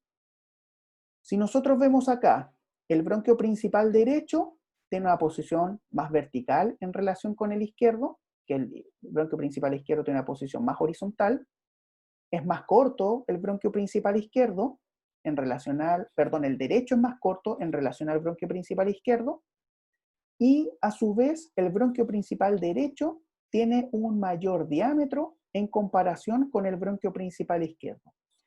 Por lo tanto, si por ABC motivo acá a nivel de la tráquea ingresaría algún cuerpo extraño, hay una mayor probabilidad que ese cuerpo extraño pase directamente hacia el bronquio principal derecho, ¿no es cierto?, que el bronquio principal izquierdo. ¿Ya? ¿Por qué? Por la posición que tiene acá el bronquio principal derecho, que es más vertical. Y de hecho, clínicamente hablando, las neumonias por aspiración son más abundantes en el lobo superior del pulmón derecho, producto de la posición que tienen estos bronquios principales. ¿Ya? Miren acá, esto es lo mismo que yo les estaba mencionando. Tenemos como punto de referencia la tráquea, los dos bronquios principales, y luego de los bronquios principales comienzan los bronquios lobares o antiguamente denominados bronquios lobulares. Ahora, para entender cuántos bronquios lobares se encuentran, hay que de alguna forma entender cuántos lobos o porciones tienen cada uno de los pulmones. Entonces, en el caso del pulmón derecho, tiene 3 lobos, un lobo superior, un lobo medio y un lobo inferior. Por lo tanto, vamos a encontrar 3 bronquios lobares. Un bronquio lobar superior, un bronquio lobar medio y un bronquio lobar inferior. Mientras que en el en el pulmón izquierdo presenta 2 lobos, uno superior y uno inferior. Por lo tanto, bronquios lobares vamos a tener 2, es decir, un bronquio lobar superior y un bronquio lobar inferior. ¿Ya? Volviendo hacia atrás, como les dije, bifurcación de la tráquea, punto de referencia. Luego tenemos bronquios principales y luego tenemos los bronquios lobares. ¿Ya? Voy a comenzar por el lado derecho. Ahí está el bronquio principal derecho. Primero se encuentra el bronquio lobar superior, por acá el bronquio lobar medio y por acá el bronquio lobar inferior. Ahora, como el pulmón derecho es más grande, se encuentra un pedazo de bronquio acá, que está uniendo el bronquio lobar superior con el medio, y se denomina el bronquio intermedio. Este bronquio no recibe un apellido, ni principal ni lobar, solamente se llama bronquio intermedio. ¿Ya?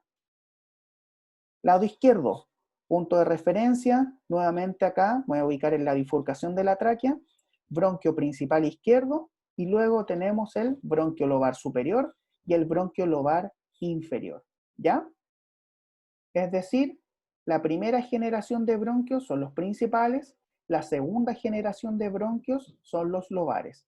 Y ya los que se encuentran acá de colores es la tercera generación de bronquios que se llaman segmentarios. Es decir, cada lobo del pulmón yo lo voy a dividir en segmentos.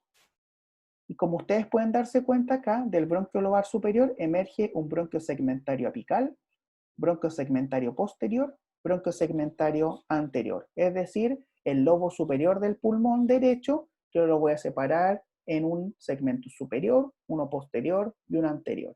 ¿Bien?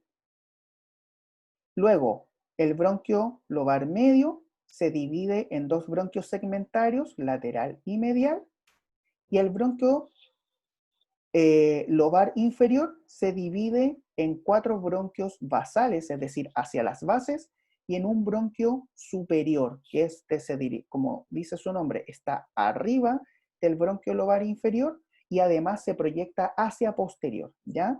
Que muchas veces por nomenclatura es el B6, ¿ya?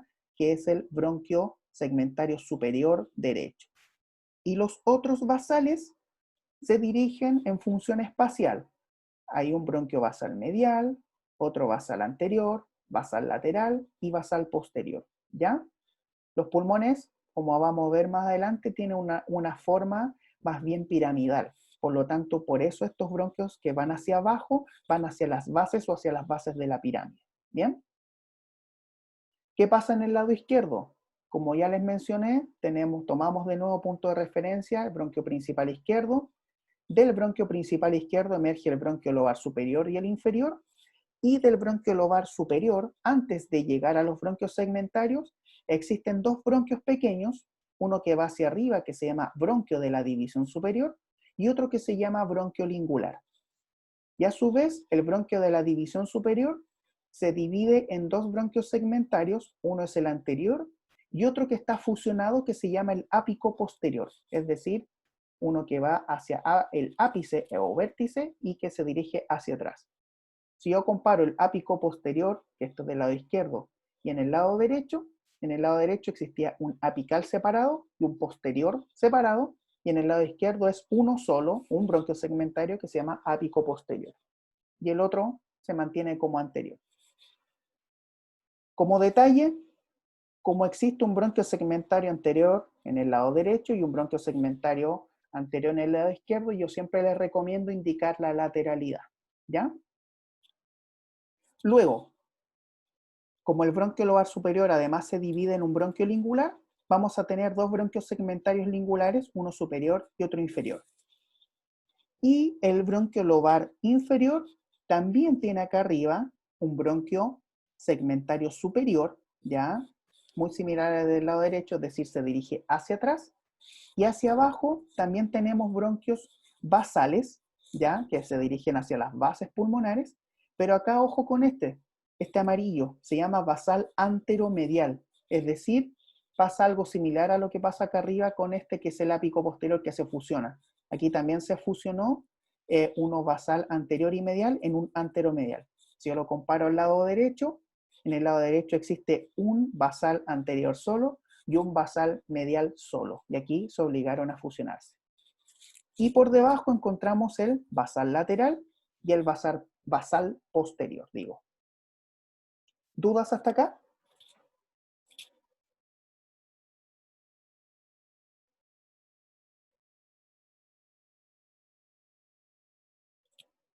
Bien, continuamos. Ahora, como yo les dije, existe generaciones bronquiales y como yo les dije, la tráquea como referencia hablamos de una generación cero.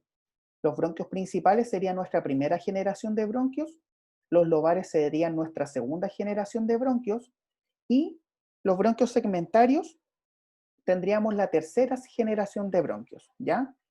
Ahora, los segmentarios se dividen aproximadamente hasta la generación 12, ¿ya? U 11. Es decir, de la 3 a la 11, nosotros encontramos bronquios segmentarios. Y luego, desde la generación 12 a la 16, vamos a hablar de bronquios, o de bronquiolos, perdón, ¿ya? Ahí está el diámetro, que aproximadamente es de 1 milímetro los bronquiolos. Y de los bronquiolos vamos a encontrar de dos tipos. Unos se llaman terminales y otros se llaman respiratorios, ¿ya? Si nosotros vemos aquí al lado derecho, que esta es una imagen de un libro, que es un libro de fisiología respiratoria, ¿ya? Que es el famoso West, ¿ya? Aquí nosotros podemos ver que esta vía aérea la vamos a separar en una zona de conducción, es decir, donde el aire, yo les mencionaba hace un momento, donde el aire más bien es turbulento, y ya después tenemos una zona de transición, que es aproximadamente desde los bronquios terminales hasta una zona respiratoria propiamente tal, que es donde empiezan a aparecer estos sacos alveolares ya, y propiamente tal los alveolos hasta llegar a la división o hasta la generación 23, en donde ya podemos hablar de una zona respiratoria, y donde el aire, más bien acá, ya se encuentra en términos laminares. Aquí el aire a este nivel ya no avanza de forma tan turbulenta, no avanza de forma tan vertiginosa, sino que ya avanza, ¿no es cierto?, de manera más lenta. ¿Ya? Esto es lo mismo que yo les había comentado, más o menos las vías aéreas que se consideran de conducción son entre la 1 y la 16, Las vías aéreas de transición son entre la 17 a la 19, ya propiamente tal entre la 20 y la 23, que es donde comienzan ya los bronquiolos respiratorios, hasta el alveolo propiamente tal, ya es la vía, ¿no es cierto?, de intercambio gaseoso. Ahora, ¿cómo saber más o menos la diferencia donde te comienzan los bronquiolos? Principalmente donde empieza este bronquio a tener ausencia de cartílago. Si nosotros vemos acá, ya nos encontramos en el término de los bronquiolos, de los bronquios segmentarios, bien digo, y aquí como ya existe ausencia de cartílago, ya empezamos a hablar de bronquiolos. Si yo esto lo amplifico y lo veo hacia el lado derecho, esta pequeña porción de bronquiolo, ¿no es cierto?, no tiene este saco, este alveolo pequeño. Por lo tanto, a esto le llamamos un bronquiolo terminal. Y apenas a estos bronquiolos le empiezan a aparecer estos pequeños sacos o estos alveolos, estos se empiezan a llamar bronquiolos respiratorios, porque aquí puede existir intercambio gaseoso, para finalmente llegar a la zona respiratoria propiamente tal, donde se encuentra el alveolo propiamente tal. Ahora, desde donde comienzan los bronquiolos respiratorios hasta el alveolo es lo que se considera como el acino, que es propiamente tal la estructura donde se produciría intercambio gaseoso de manera efectiva, ¿ya?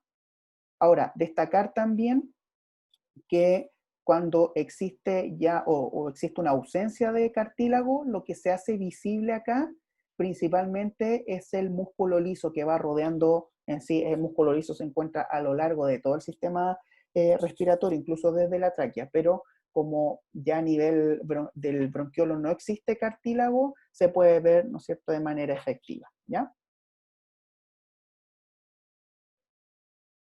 Antes de pasar a pulmones, ¿existe alguna duda con segmentos bronquiales o bronquios propiamente tal, o con tráquea? Profe, ¿era bronquiolos hasta qué generación? Mire, voy a volver hacia atrás. Ahí. Nosotros empezamos a hablar de bronquiolos a partir de la generación número 12. ¿Ya? Entre la 12 y la 16 hablamos de bronquiolos. ¿Ya? Y ahí encontramos de los dos tipos, de los terminales y de los respiratorios. Y cuando hablamos de bronquios segmentarios es de 3 a 11 aproximadamente, ¿ya? Insisto, esto es un promedio porque puede variar entre una persona y otra, ¿ya? ¿Sí? ¿Respondí su duda? Sí, profe, gracias. Ya, súper. Entonces, esto es lo que yo les mencionaba. Los pulmones tienen esta forma piramidal, donde arriba se encuentran los ápices o los vértices y por debajo se encuentran estas bases, ¿ya? Más o menos pesan entre 1,3 kg, 1,4 kg, etc. Y el pulmón derecho es mucho más grande en función del pulmón izquierdo, ¿ya? Si yo veo acá las diferencias, como el pulmón derecho es un poco más grande, por eso también yo encuentro 3 lobos, un lobo superior, uno medio y uno inferior, y como el pulmón izquierdo es más pequeño, encontramos un lobo superior y un lobo inferior, ¿ya? Cada uno de estos lobos se encuentra separado por fisuras. Entonces, si yo encuentro 3 lobos, vamos a encontrar 2 fisuras. Una es la horizontal o transversa, que me divide el lobo superior del medio, y por otro lado encontramos una fisura que es oblicua, derecha, que me divide el lobo medio del inferior. El lado izquierdo, como hay 2 lobos, existe una sola fisura, ¿ya? Que es la fisura oblicua izquierda, ¿ya?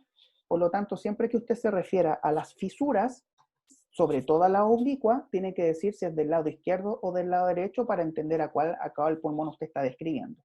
No así es necesario decir fisura horizontal derecha porque se asume, ¿ya?, que existe una sola fisura horizontal, ¿ya? Como detalle, si yo sigo el camino de la fisura oblicua izquierda, que me divide el lobo superior del inferior, me voy a encontrar que esta parte del lobo superior se genera esa estructura que es como una lengua de alguna forma, y de ahí viene el nombre, que se llama la língula pulmonar. Y sobre la língula se encuentra acá una escotadura que permite, ¿no es cierto? Y de hecho se ve acá la silueta cardíaca, por lo tanto, esa escotadura se va a denominar cardíaca, ¿ya? Todo en función del lobo superior del pulmón izquierdo. Entonces, como les dije, esa porción se llama la língula y esa porción de acá se denomina la escotadura cardíaca, ¿ya? Ahora, como estos pulmones están alojados, ¿no es cierto?, dentro del tórax, una porción de los pulmones van a estar en contacto con las costillas. Por lo tanto, toda esa zona que va a estar en contacto con costillas se va a denominar la porción costal. Las bases pulmonares que van a estar en contacto con el diafragma se van a denominar porción diafragmática de los pulmones. Y en el centro, o mirando hacia la línea media, las caras de los pulmones se van a denominar mediastínicas, ¿ya? Por lo tanto, si se llega a preguntar cuáles son las caras de los pulmones, usted tiene que hablar de cara costal, diafragmática y mediastínica. María José levantó la mano. ¿Alguna duda? Profe, Dígame. escotadura que está en el lado izquierdo, cuando el corazón, en vez de estar tirado como más para el lado izquierdo, está tirado para el lado derecho. ¿Ya? ¿Existe esa escotadura en el pulmón derecho o está como más presionando el corazón hacia el pulmón? Eso es relativo. Podría encontrarse en el lado derecho como no se podría encontrar, ¿ya? Porque como es una variante y es algo atípico, no necesariamente debería existir una escotadura al lado derecho, ¿ya? Porque Ah, ya. hay que tomar en consideración que el corazón normalmente se tracciona hacia el lado derecho por la posición del hígado. El hígado, como es un órgano que es muy grande y se encuentra al lado derecho, tracciona todo esto hacia arriba.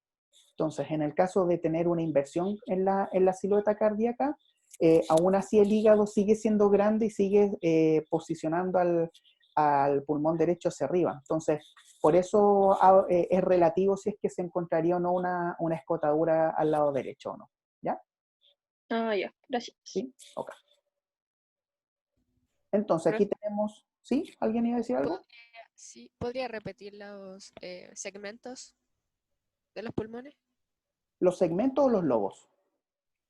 Segmentos, o sea, como lo que se encuentra al medio del superior y al medio.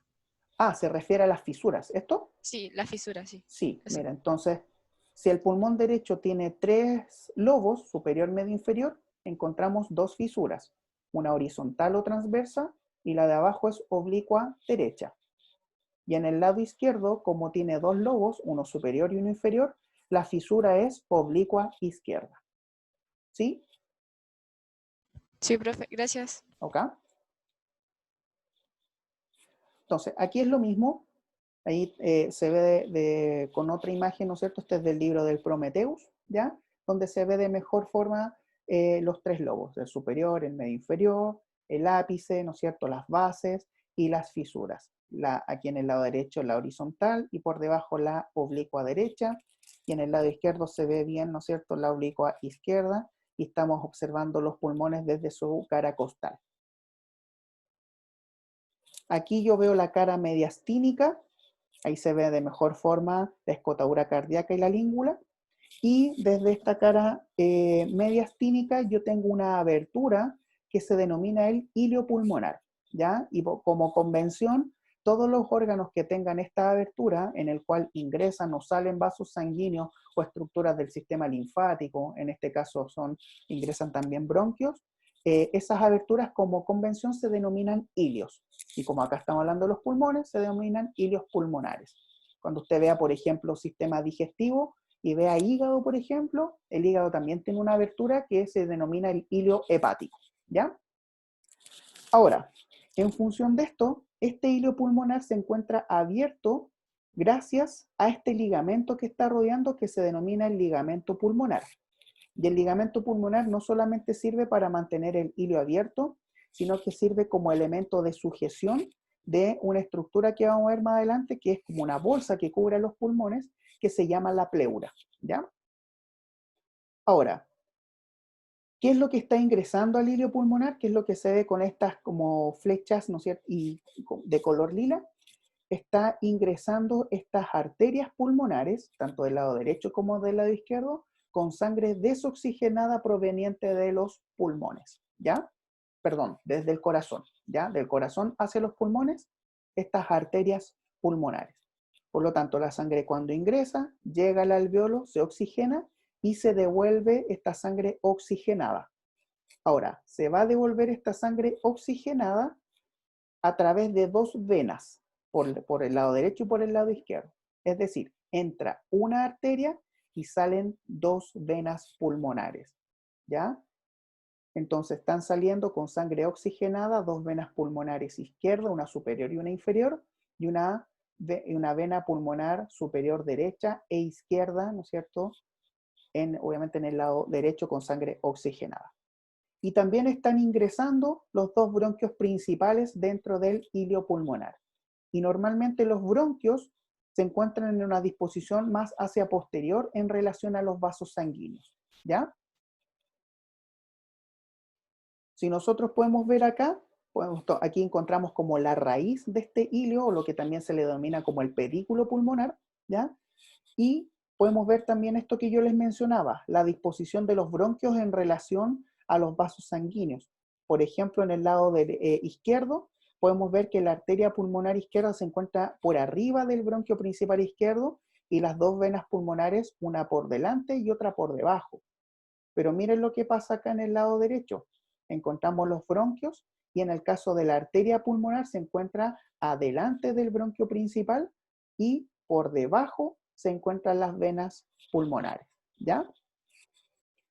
Se encuentran acá algunas impresiones que son algunas estructuras que se van alojando y si yo retiro esas estructuras dejan como esta silueta.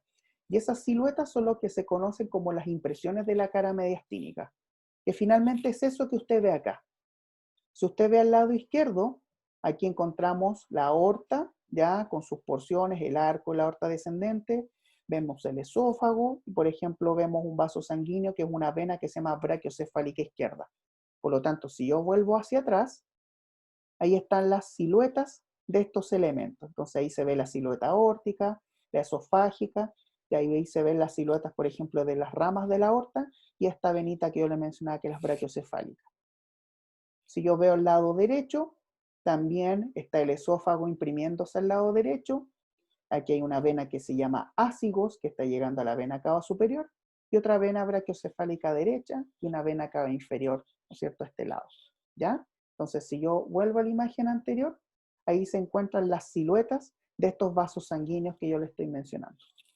Y obviamente en el pulmón izquierdo, además de tener estas impresiones que son de estos vasos sanguíneos, también se encuentra acá la impresión cardíaca, ¿ya?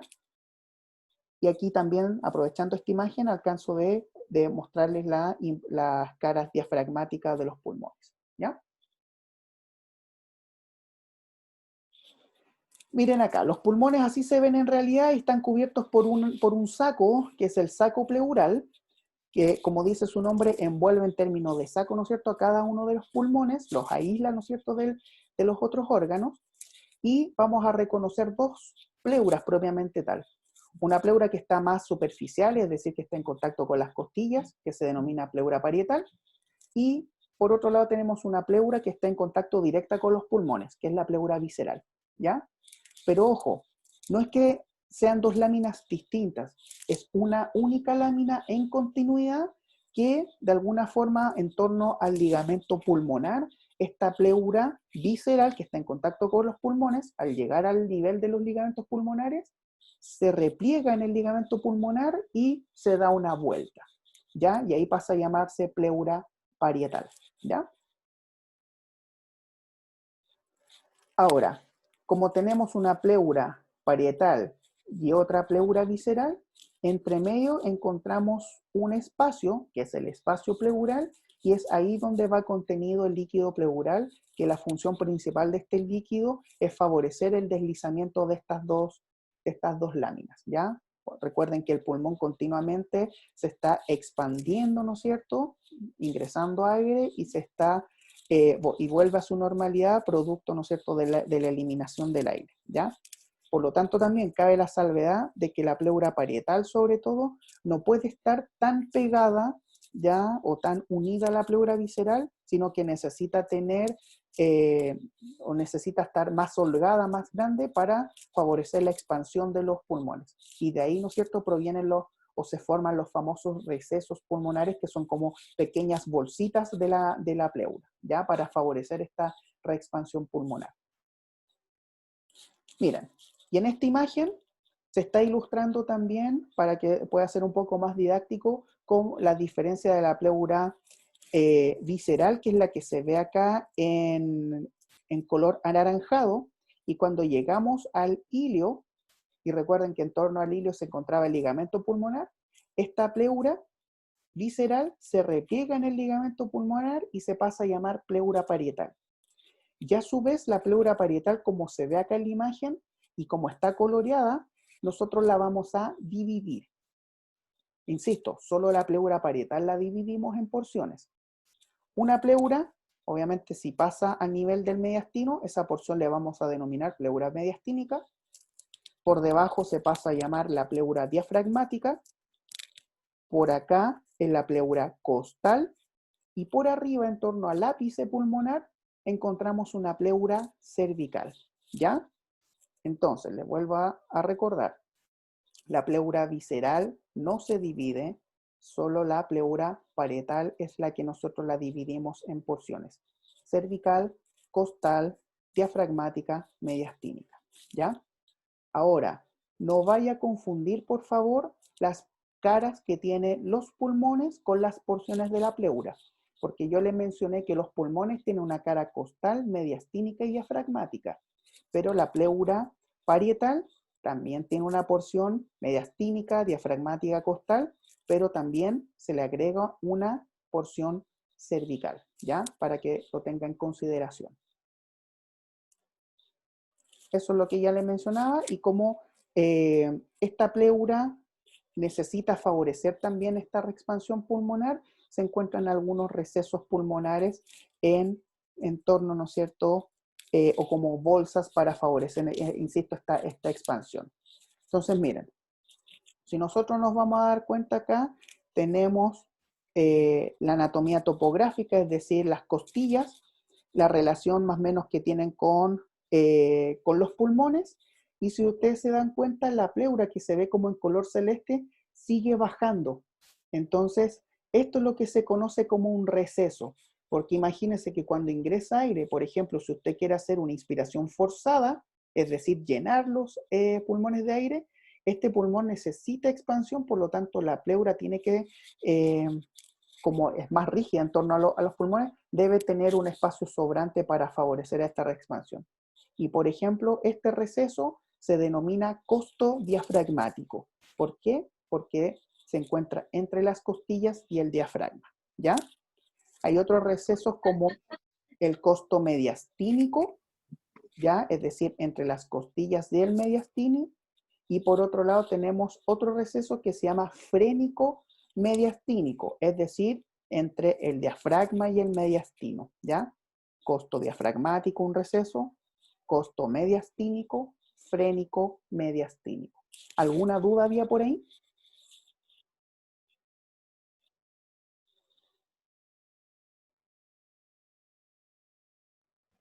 Profe, ¿puede repetir los nombres, por favor? Los recesos son tres: el costo diafragmático, costo mediastínico y frénico mediastínico. ¿Ya?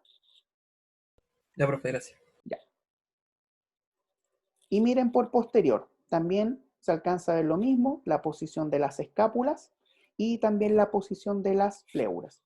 Ahora, aquí, por ejemplo, ustedes ya cuando pasen a cursos de evaluación o les enseñen a auscultar o escuchar sonidos pulmonares, a ustedes les van a asumir que usted conoce anatomía. Por lo tanto, aquí yo le dejo, ¿no es cierto?, unas diferencias, porque muchas veces cuando uno empieza a auscultar, uno puede llegar incluso a poner acá el fonendoscopio, es decir, a la altura de las pleuras, y uno de repente puede escuchar ruidos. Y muchas veces esos ruidos no van a ser pulmonares, sino que van a ser a nivel de la cavidad abdominal, porque acá están las vísceras. Entonces, uno como novato puede decir, oh, este paciente tiene ruidos agregados, pero resulta que no es así. ¿Ya? ¿Por qué? Porque puso mal el fonendo. Entonces, Por eso es necesario conocer, por ejemplo, algunas referencias anatómicas, y algo que sirve mucho es palpar este ángulo inferior de la escápula y colocar el fonendo inmediatamente por debajo del ángulo, así uno se asegura que está en la base del pulmón, ya sea derecho o del izquierdo. También pasa que uno pone el fonendo acá arriba en las superficies óseas y también puede que el paciente sí tenga ruidos, y porque usted puso el fonendo acá, obviamente el hueso interrumpe la transmisión del sonido y usted no escuche nada. Por lo tanto, siempre es que usted vaya palpando, por ejemplo, el borde medial de la escápula, y inmediatamente por medial al borde medial de la escápula vaya colocando el fonendo acá arriba, si se quiere ubicar más o menos a nivel de los ápices, por acá a nivel de las bases, por ejemplo, aquí estamos a nivel del segmento superior. ¿Ya? Ahí tiene algunos tips clínicos que le puedes ayudar. Y por último, recuerden la relación, como les dije, arteria y vena. Recuerden que por cada arteria pulmonar que llega hacia el alvéolo o hacia el acino con sangre desoxigenada, se forma un capilar y se están devolviendo, por cada arteria se devuelven 2 venas pulmonares con sangre oxigenada, ya hacia el corazón. Bien, con eso entonces culminamos la clase del día de hoy. No sé si tienen alguna otra duda o consulta. ¿Puede repetir lo último, profesor? Que por cada arteria pulmonar, ya que viene del corazón con sangre desoxigenada, se está devolviendo o se devuelven 2 venas pulmonares. ¿Ya? Que recuerden cuando nosotros veíamos el lirio pulmonar, que se devolvían, estaban saliendo 2 venas, que están en color rojo porque está indicando con oxígeno, y una arteria pulmonar ingresando con sangre desoxigenada. Eso. Ya, gracias. ¿Alguien tiene alguna duda? ¿Alguna otra duda?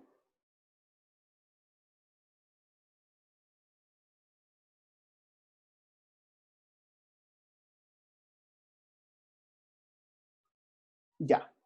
Entonces, si no existen más dudas, yo me aprovecho de despedir.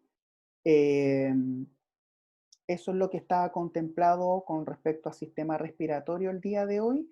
Como les dije, terminando la clase de ahora, yo le envío la grabación y el PDF de esta presentación al profesor Alejandro, y él me imagino que en el transcurso del día o de los próximos días debería estar subiéndola, ¿ya? También les recuerdo que en mi correo, o sea, en la presentación está mi correo por si tienen alguna duda o consulta, ¿ya? Así que eso, que les vaya muy bien, y cualquier duda o consulta espero sus correos. Nos vemos. Muchas gracias.